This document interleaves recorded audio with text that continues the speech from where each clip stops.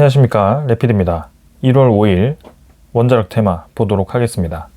자, 오늘은 두산에너빌리티를 비롯한 대부분의 종목들이 크게 상승을 하였습니다. 미국의 원전 종목들이 급등을 했었고요. 오늘 우리나라 증시도 같이 크게 올라가면서 관련 종목들도 많이 올라갔습니다. 일단 증시부터 먼저 분위기를 보겠습니다. 코스피는 3.4%가 올라가면서 4,450포인트로 진행이 되었고요. 고점을 훌쩍 지금 뚫고 올라갔습니다. 삼성전자가 이제 급등을 하면서 이러한 상황이 만들어졌고요. SK하이닉스도 받쳐주고 지금 반도체 대장주들이 엄청나게 상승을 하고 있습니다.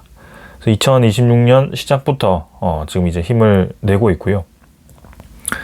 4,000포인트 근처에서 좀 머물던 그런 증시가 순식간에 이렇게 10% 가까이 올라가는 형태가 나왔습니다. 수급 외국인 투자자가 2조 3천억을 매수를 했고요. 아마도 이제 이 반도체 종목들, 그 다음에 전력 종목들에 좀 수급이 집중된 모습이었고, 계속해서 코스피에 유입이 되는 것은 사실입니다.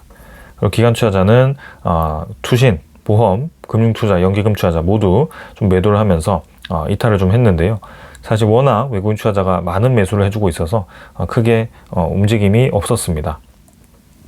코스닥은 1.2% 가까이 상승을 했고요. 꾸준히 이제 고점 넘어서 마찬가지로 힘을 받아서 올라가고 있습니다. 그래서 최근에 반도체 관련 기술주들 이런 종목들도 힘을 받고 있고요.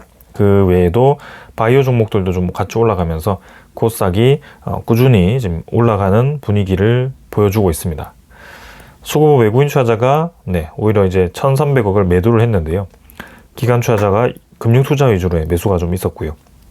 확실히 대장주들의 그런 수급이 이 코스피로 좀 집중되다 보니까 코스닥의 이 수급이 좋아 보이지는 않습니다. 그러나 증시에 대한 이 상승률은 꾸준히 유지를 해주고 있기 때문에 계속 같이 주시를 해보겠습니다. 해외 증시는 니케이도 2.9%까지 올라가면서 다시 니케이도 상승을 시작했습니다. 우리나라처럼 고점을 돌파해서 올라가진 않았지만 확실히 올라가고 있고요.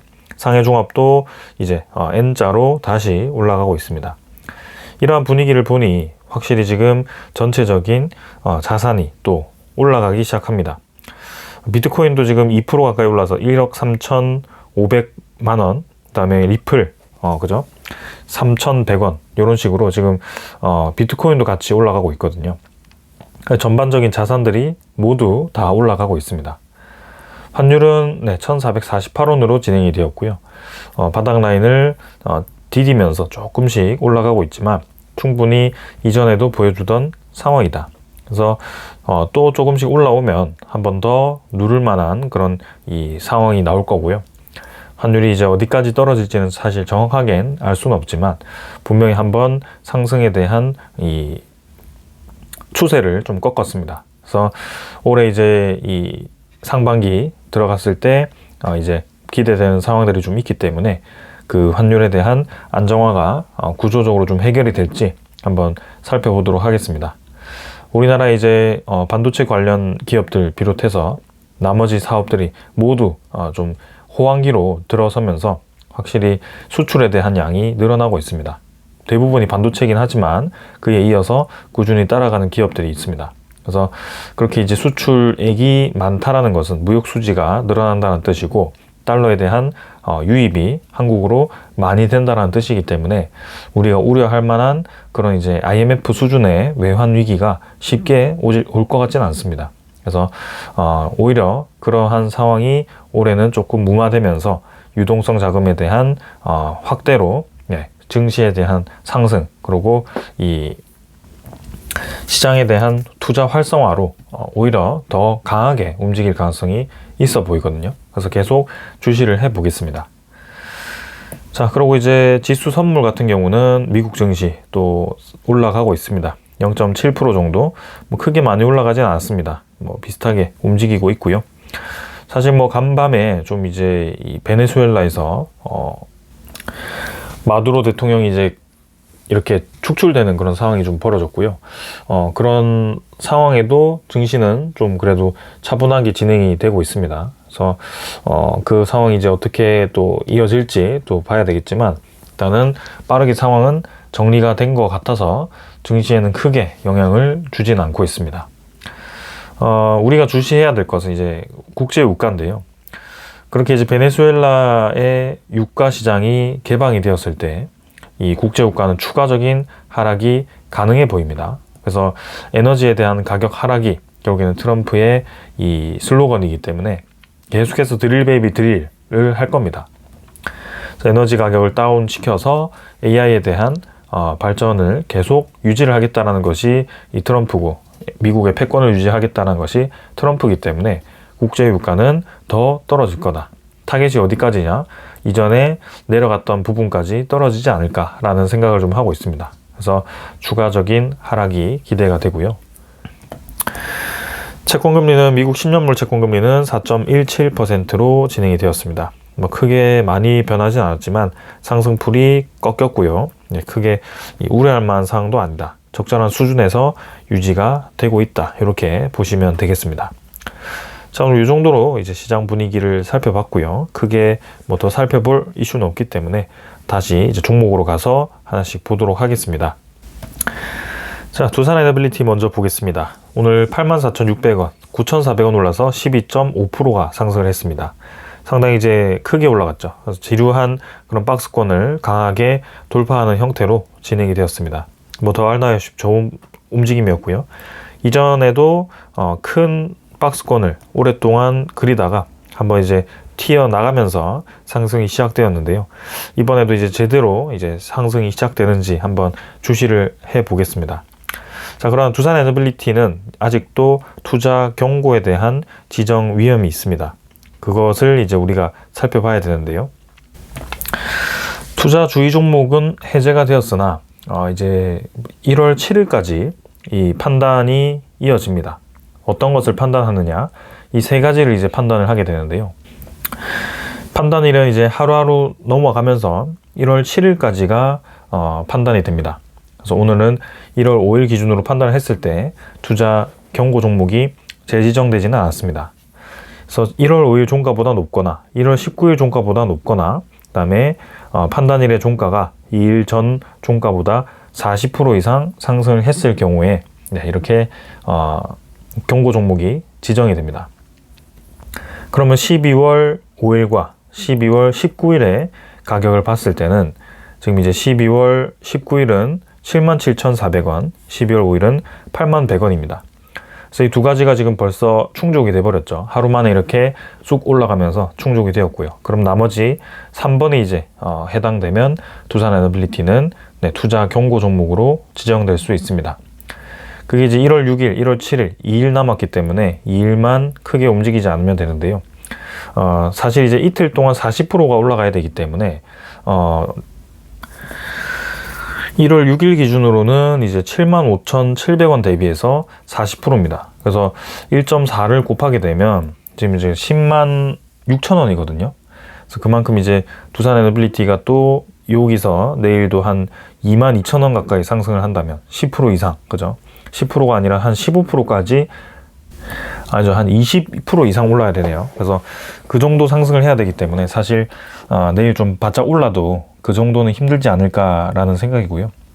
그래서 크게 무리는 없어 보입니다. 그래서 웬만하면 1월 7일까지도 꾸준히 이 상승세를 유지해도 경고 종목으로 재지정되는 것은 쉽지는 않아 보인다라는 생각입니다. 자, 그럼 이제 무시하고 이제 진행을 해 보겠습니다. 자, 계단식으로 상승 추세를 만들고 있고요. 이제 추가적인 계단에 대한 끝이 어디일지 보겠습니다. 거래량은 확실히 증가를 했습니다. 그래서 2,500만 주까지 힘이 붙었고요. 외국인 투자자 그간 계속 매도를 했지만 오늘 하루 만에 또 410만 주까지 매수를 하면서 그간 매도했던 것을 그대로 또 이렇게 매입을 하였습니다. 기관 투자자도 60만 주 가까이 금융투자 위주로 매수가 있었고 나머지 크게 매도한 수급이 없었습니다. 그래서 외국인 투자자 그간 이제 매도했던 것을 그대로 매수해 줬고요. 네, 그간 이제 수급은 사실 크게 중요하지 않았다는 것을 오늘로서도 알 수가 있습니다. 그래서 때가 되면 이렇게 수급이 다시 몰리면서 또 주가를 올리기 때문에 우리는 전체 이 주가를 계속 주시하기보다는 전체 산업이 그렇게 갈 수밖에 없다라는 그런 절대적인 구조적인 수혜를 볼 수밖에 없는 그런 상황을 이해를 하고 주시를 해야 된다는 것을 또 한 번 알 수가 있는 상황입니다. 계속 분석을 해보겠습니다. 현대건설도 7.5%까지 올랐고요. 5,200원 상승해서 74,200원. 그래서 뭐 N자로 올라가기 시작합니다. 이제 고점을 차곡차곡, 저점을 차곡차곡 늘리는 추세로 진행이 되기 때문에 이제 현대건설이 여기서 힘을 받으면 85,000원을 돌파할 가능성이 꽤 높아 보입니다. 거래량 좀 더 실어서 이제 힘을 바짝 줄 시기가 오고 있고요. 현대건설 전고점을 이제 돌파할 시기가 머지않았다. 수급은 외국인 투자자 45만 주 매수했고요. 기관 투자자가 26만 주 매수했습니다. 그동안 이제 외국인 투자자 위주로의 매수가 좀 이어졌고 기관 투자자는 매도를 좀 바짝 했는데요. 다시 이제 매수를 시작했습니다. 그래서 연기금 투자자도 매수를 해줬고 추가적인 상승 기대를 해보겠습니다. 한전기술도 4,600원 올라서 5% 가까이 상승했고요. 여전히 좀 바닥 라인 근처라서 좀 아쉽긴 합니다만 확실히 힘을 조금씩 다시 받아서 고점 라인 부분까지 또 주가를 밀어 올릴 시도를 할 겁니다. 그래서 여기서 이제 이게 뚫리면, 그죠? 이 고점 라인을 뚫고 나가면 한전기술도 확실하게 힘을 받아서 나갈 겁니다. 한 외국인 투자자, 기관 투자자는 87,000주, 21,000주 매수를 했고요. 한전기술은 확실히 이 SMR에 대한 이슈도 중요하지만 대형 원전, 특히 웨스팅하우스와의 그런 합작 설립과 그 다음에 미국 시장을 어떻게 진출할지가 상당히 중요해 보입니다. 그래서 그런 부분들이 이슈가 더 되면 더 강하게 올라갈 가능성이 있어 보입니다. SNT에너지는 5.7% 올랐고요. 2,050원, 38,100원으로 진행이 되었습니다. SNT에너지도 좀 내려간 것 대비해서는 반등이 크진 않았습니다. 그래서 쌍바닥 라인 다졌고요. 일단 21선이 하락세를 조금 멈추고 있고 61선과 함께 좀 이제 수렴 구간을 만들고 있습니다. 그래서 바닥 라인 다지면서 이제는 SNT에너지도 한번 위로 뚫고 나가야 되는 시도를 할 텐데요. 거래량이 워낙 적어서 조금 더 힘을 받기를 기대해 보겠습니다. 그래서 SNT에너지 일단은 최근엔 좀 약한 모습이다. 외국인 투자자, 기관 투자자도 좀 약하게 진행이 되고 있습니다. BHI가 또 10% 가까이 올라서 57,900원, 5,200원 상승했습니다. 그래서 고점 라인 2번 정도 뚫고 나갔고요. 여기서 한 번 더 시도를 합니다. 그래서 고점을 한번 뚫고 나갔다가 떨어졌다가 올라가는 것이기 때문에 이번에 더 강하게 힘을 받으면 확실히 이 전고점을 뚫고 나갈 것으로 기대가 되고요. 150만 주 거래 실렸고 이전과는 좀 다르게 외국인 투자자가 공격적으로 매수하지는 않았습니다. 이전에는 확실히 힘을 받을 때 외국인 투자자가 한 150만 주 뭐 이런 식으로 굉장히 크게 매수를 했는데 오늘은 그런 움직임은 없었고요. 향후 이 수급에 대해서 조금 더 보도록 하겠습니다. 성광밴드는 2.2% 정도 상승했고요. 25,850원. 계속 뭐 바닥 라인 근처에서 반등을 했다가 떨어졌다가를 반복을 하고 있습니다. 그래서 성광밴드는 확실히 원자력 테마보다도 좀 조선 테마에 엮여있는 느낌이고요. 일단은 꾸준히 그런 상승 시도를 하고 있습니다. 그래서 조선 테마와 원전이 같이 엮여 있어서 좀 조선에 집중이 되는 모습인데요. 아마도 올해 그 빛을 보지 않을까. 둘 다 다 잘 될 것으로 기대가 되기 때문에 지금이야 애매할 수 있는 그런 테마지만 확실히 이제 양쪽 다 잘 돼서 이제 확실히 매출이 늘어났을 때는 더 힘을 받을 수 있는 기업이라고 생각이 됩니다. 수급은 외국인 투자자가 47,000주 매수를 했고요. 기관 투자자는 35,000주 매도를 했습니다. 태웅은 13.5% 올라서 27,750원. 그래서 태웅도 계속 주가가 올라갔다 떨어졌다가를 반복을 했고 오늘도 이제 의미 있는 양봉을 하나 뽑았습니다. 그래서 21선과 61선이 수렴하는 구간에서 사실 여기서 좀 치고 나가는 전형적인 상승 추세가 나오길 기대했는데 확실히 이제 뭔가 의도적으로 좀 주가를 누르는 그런 느낌이 좀 있었습니다. 그러나 다시 한번 이렇게 힘을 줘서 올렸고요. 거래량이 점진적으로 조금씩 올라가면서 반등을 했다. 그리고 이 수렴 구간에서 내일 이제 추가적인 상승이 나오면서 힘을 좀 뻗어 나간다면 확실히 이제 하락 추세를 끝내고 상승에 대한 준비를 한다라는 그런 시그널을 받을 수 있을 것 같습니다. 투자자 수급은 외국인 투자자가 83,000주 매수를 했고요. 기관 투자자는 14,000주 매수하면서 양매수 진행되었습니다. 우진도 8.9% 올랐고요. 18,700원. 그래서 바닥 라인 찍고 올라갔습니다. 자, 올라갈 자리에서 꾸준히 올라가주고 있다. 우진도 계속 저점 높이고 고점 높이는 전형적인 상승 차트다. 그래서 계속 좋은 그림이고요. 그래서 거래량 조금씩 증가하면서 다시 올라가고 있습니다. 투자 수급은 외국인 투자자가 13만 주 매수를 해서 지금 뭐 계속 또 연일 우진을 매수를 해주는 모습이고요. 기관 투자자도 모든 기관 투자자가 매수를 했습니다. 11만 주. 그 다음은 보성 파워텍은 4% 올라서 5,600원. 그래서 서서히 이제 밀어 올리죠. 그래서 바닥 라인 다지고 이제 고점 라인 부근까지 왔습니다. 계속 지루하게 올라가면 눌리고 올라가면 눌리고 이게 반복되고 있습니다. 그러나 반대로 지켜줄 자리 지키고를 반복하는 이유도 분명히 있습니다. 그래서 이 구간을 지루하게 횡보하다가 한번 이제 힘을 줄 텐데요. 그런 부분들을 고려해야 된다. 외국인 투자자도 60만 주 매수했고요. 우리 기술도 8%까지 올라가면서 바닥 라인 찍고 올라갑니다. 자, 바닥 라인을 계속 아슬아슬하게 누를 듯 올릴 듯 그렇게 진행하고 있고요.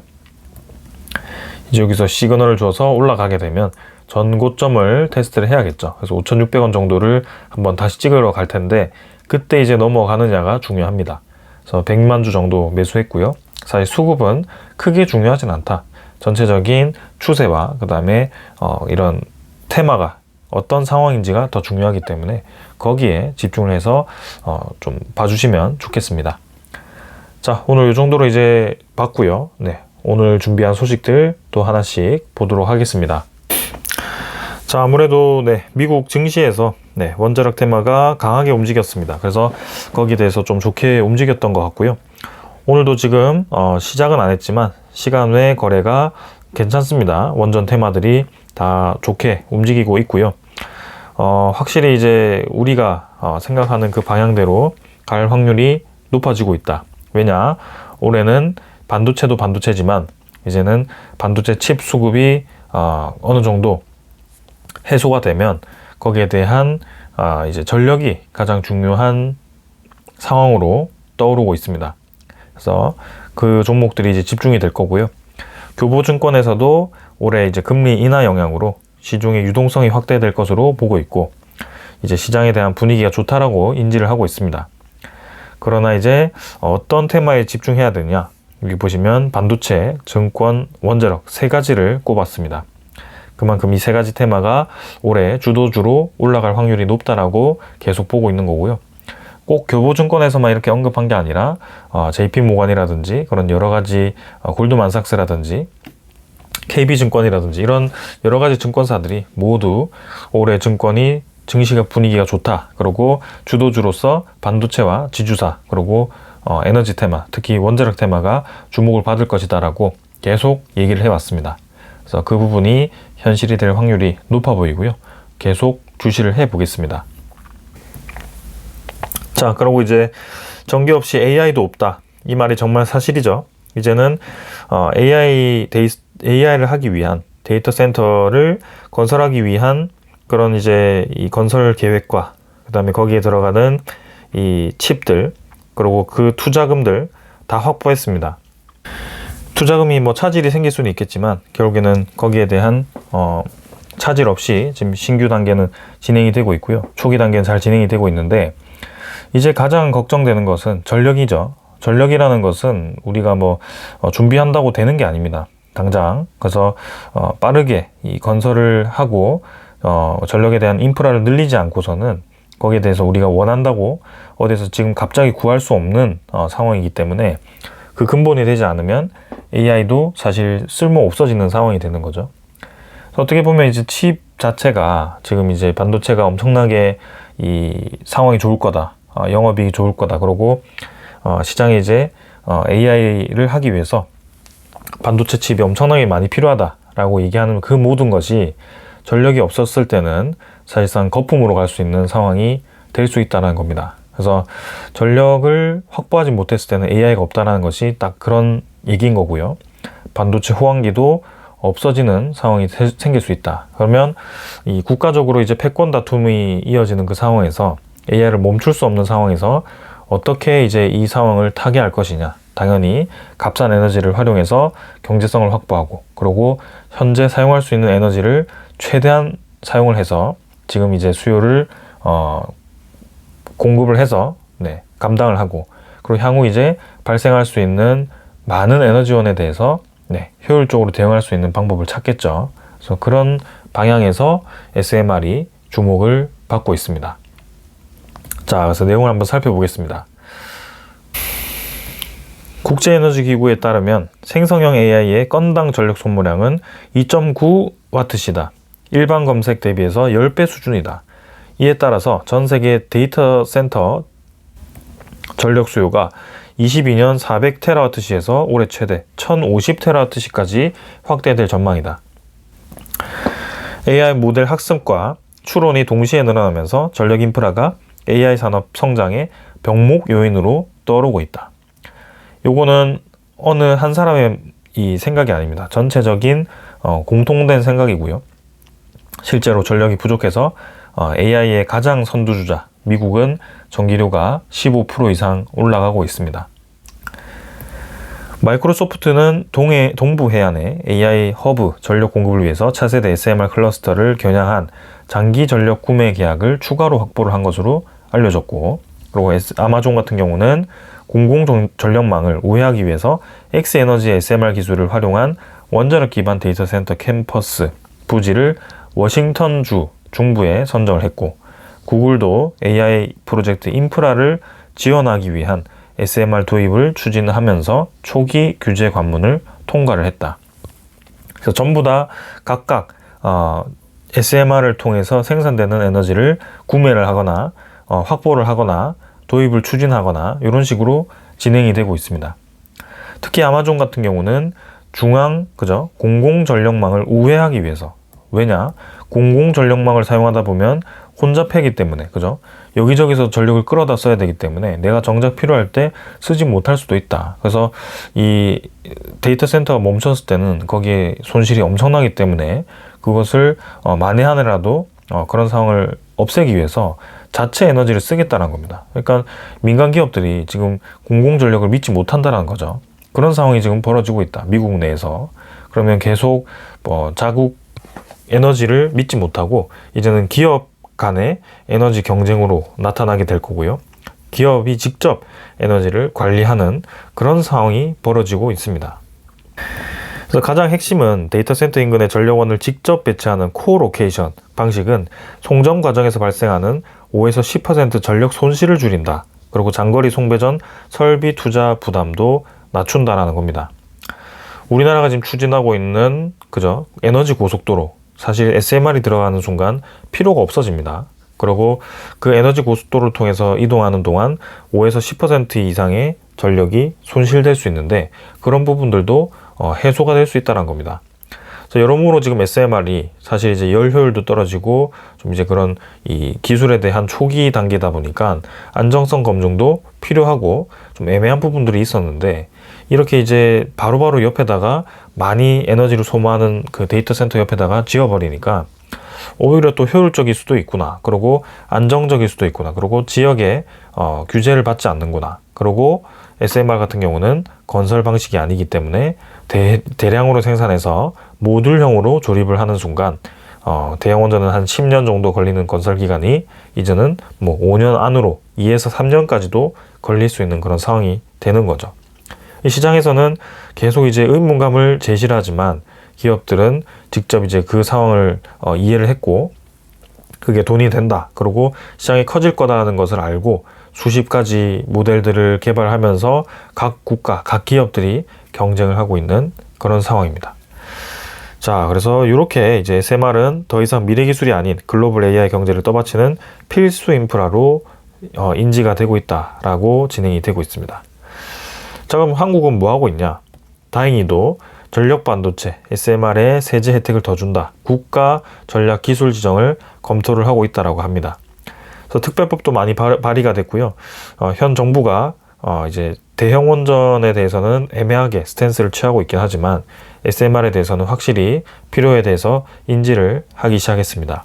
그래서 정부가 이제 인공지능 시대의 핵심 분야로 꼽히는 전력 반도체와 소형 모듈 원자로 등 이제 국가 전략 기술로 신규 규정하는 방안을 검토 중이다라고 합니다. 그래서 재정과 세제 지원을 늘려서 기술 기반 성장 모멘트를 만들고 이렇게 진행을 하겠다라고 합니다. 우리나라에서도 SMR에 대한 개발이 지금 가속화되어야 되고요. 중국은 벌써 상용화에 들어가고 있는 단계고, 러시아는 부유식 SMR을 이미 운용을 하고 있고, 미국 같은 경우도 이제 동시다발적으로 건설에 대한 규제를 풀고 건설을 가속화하고 있는 상황이고, 유럽에서도 그렇게 진행이 되고 있습니다. BWRX 모델을 검토하거나 혹은 이제 영국의 롤스로이스가 이제 선방을 하고 있거든요. 그래서 우리나라도 빠르게 이제 그 시장에 대응을 해야 되고요. 우리나라가 내부 시장을 넘어서 수출을 하기 위해서는 벌써 이제 시작이 되어야 됩니다. 그래서 2030년 중반에 우리가 건설해서 상용화를 할 단계라고 하지만 이미 그쯤 되었을 때는 많은 모델들이 시장에 깔려 있고 시장에서 벌써 안정성 검증을 하고 있는 단계고 양산 라인까지 들어가는 상황이기 때문에 우리가 불리할 수밖에 없습니다. 그래서 2030년대의 목표를 더 당길 수밖에 없고, 그러기 위해서는 많은 우리나라 민간 기업들도 SMR에 대한 개발과 그 다음에 공공기업들도 같이 들어와서 개발에 대한 그 기간을 당겨야 되는 그런 상황이고요. 그리고 SMR에 대한 제작 기술을 더 획기적으로 줄여야 된다. 두산 에너빌리티 등이 목표로 하고 있는 15개월에서 3개월로 줄일 수 있는 그 제작 기간을 이제 줄여서 우리나라 획기적으로 그 제작을 할 수 있는 환경을 만들어야지 수출에 대한 경쟁력도 생길 수 있을 겁니다. 그래서 여러모로 이제 그런 상황이 필요하기 때문에 우리가 주목을 해야 된다. IEA도 이제 우리나라의 에너지 정책에 대해서 경고를 했습니다. 그래서 전력에 대한 시장이 개혁이 되어야 된다. 그만큼 지금 이 전력에 대한 수요가 급격하게 증가하고 있는 그 상황에서 석탄에 대한 의존이 여전하고 그 부분을 이제 낮추면서 재생에너지 확대를 하고 있는데, 이런 과정에서 이제 믹스에 맞는 소형 모듈 원전 개발과 수소 육성의 로드맵도 당부를 했습니다.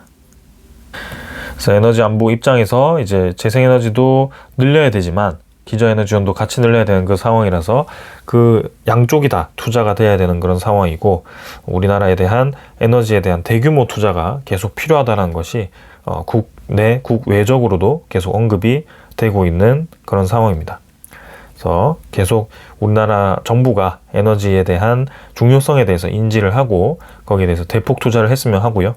그리고 이제 태양광 위주로의 신재생에너지 확대도 중요하지만 이제는 좀 분산시켜서 에너지에 대한 증가가 필요하다. 그래서 태양광에 대한 그런 단점도 아주 명확하죠. 그래서 그런 부분들이 있기 때문에 거기에 너무 몰두를 했을 때는 혼란을 초래할 수 있기 때문에 균형 잡힌 에너지 정책이 필요해 보입니다.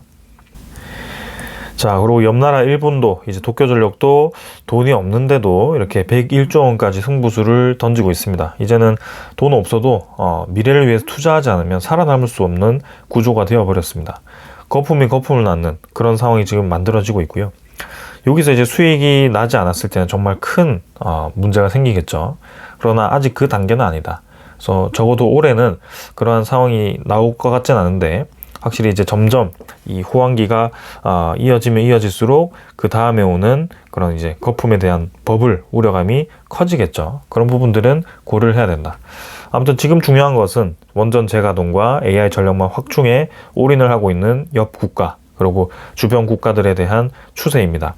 그래서 원자력 발전에만 21조 원을 투입해서 이 후쿠시마 사고가 난 이 국가에서도 계속 이렇게 중요도 있게 에너지에 대한 안보를 확보를 하고 있는 그런 상황입니다. 자, 그리고 우리가 가장 기대하고 있는 소식 중에 하나죠. 한수원과 이제 웨스팅하우스가 어떻게 또 이제 시장에 진출하기 위한 합의를 할지, 그런 부분들인데, 이제 미국의 시장에 들어가는 우리나라의 마누가 프로젝트죠. 그런 부분들이 이제 어떻게 협의가 될지 아직은 소식은 나오지 않았습니다. 그러나 지금 이제 한전이 미국의 투자 리스트를 추린다라고 하는데요. 한국전력공사가 미국 원전 회사에 투자를 하기 위한 사전 작업에 들어갔다라고 합니다. 그래서 투자 가능한 후보를 추리고 자회사인 한국수력원자력과 웨스팅하우스 간 그런 이제 설립이, 합작 설립이 좀 애매하게 진행되고 있는 가운데 이렇게 이제 미국 시장에 대한 진출 운을 뗀 거라서 중요하게 또 생각이 됩니다. 향후 이제 이러한 소식들이 어떻게 또 추가 소식으로 이제 발전이 될지 또 주시를 해 보겠습니다. 그래서 미국도 이제는 우리나라에 대해서 간을 볼 시간이 없습니다. 웨스팅하우스도 시간을 끌 여유가 없거든요. 왜냐하면 미국은 에너지가 지금 부족합니다. 그래서 하루빨리 지금 이 건설을 해서 늘려야 되는 상황이기 때문에 한국을 배제를 한다라고 했을 때는 사실 일본과 협력할 가능성이 있는데, 그 일본이 지금 그 모든 플랜트를 감당할 만큼의 역량이 되진 않을 겁니다. 그래서 그러한 입장에서 보면 한국과의 협의가 시급해 보이고, 웨스팅하우스도 결국에는 적정선에서 합의를 할 가능성이 커 보인다. 그래서 올해 이제 그 구체적인 안이 나왔을 때 우리나라의 관련 기업들이 확실히 이제 힘을 받을 걸로 기대가 되고요. 뭐 지금의 2배 이상은 다 올라갈 거라고 저는 생각을 하고 있고 기대를 하고 있습니다. 그래서 조금 더 시간을 두고 지켜보겠습니다. 조금 있으면 이제 반도체에 집중되어 있던 수급들이 에너지로 몰릴 가능성이 저는 있어 보이거든요. 네, 그래서 계속 진행해 보겠습니다. 여기까지 하겠습니다. 감사합니다.